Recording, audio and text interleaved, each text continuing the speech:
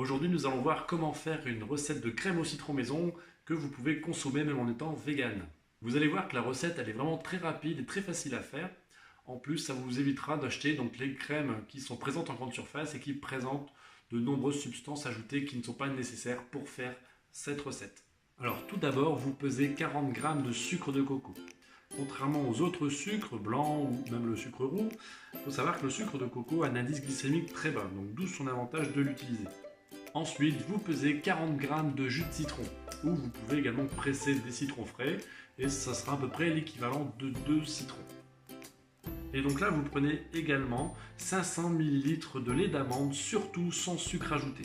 Et pour finir, pour faire la liaison, pour obtenir notre crème, il nous faut de la fécule. Donc on peut prendre de la maïzena, c'est de la fécule de maïs, ou ce que je prends moi dans la recette là, c'est de la fécule de tapioca. Donc ici, vous venez faire chauffer à feu doux votre casserole de lait d'amande et nous on va s'occuper des autres ingrédients. Donc tout d'abord, vous prenez le jus de citron que vous venez mettre dans un bol. Et ensuite, vous venez y ajouter le sucre de coco. Et ensuite, on vient mélanger donc notre fécule avec le reste du mélange. Si jamais ça fait du gros, n'hésitez pas à utiliser le fouet. Alors, quand on regarde notre mélange, on dirait une bonne... Ah voilà, vous avez compris.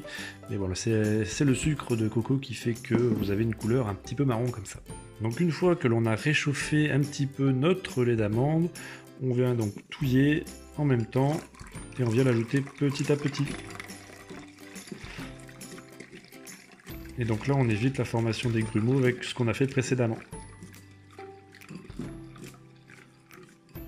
Et donc maintenant, on va verser notre reste de préparation dans notre lait d'amande.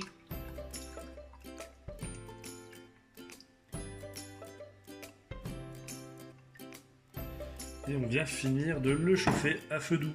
Lorsque vous chauffez votre lait d'amande, il faut touiller pour justement éviter que ça colle. Alors en général on fait des 8. Alors pourquoi des 8 je ne sais pas. Hein, ça, je sais pas qui l'a inventé ce truc de 8. Après trouve ton chiffre, hein, parce que voilà, je dis pas que j'ai le chiffre qui fonctionne le mieux, mais tu testes ton chiffre et tu me diras lequel fonctionne mieux pour toi. Alors bien sûr je l'ai pas dit, mais voilà, la maryse c'est presque obligatoire pour pouvoir faire notre crème. En tout cas c'est vachement pratique. C'est vrai qu'en prenant du xylitol par exemple, le xylitol alors à la base c'est un complément alimentaire.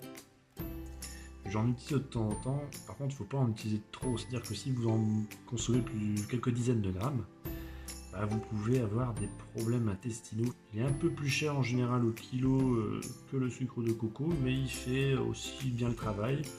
Il y a aussi l'indice glycémique qui est très bas, donc en fait c'est très intéressant également.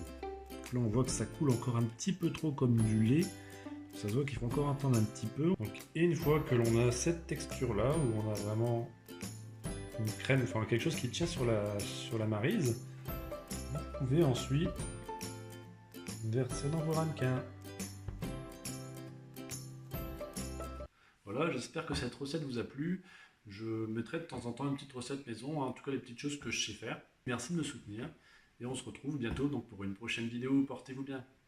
Alors oui, quand on voit le mélange, on dirait une bonne chiasse, hein, mais malheureusement, c'est le sucre qui fait que ça donne cette couleur-là. Hein.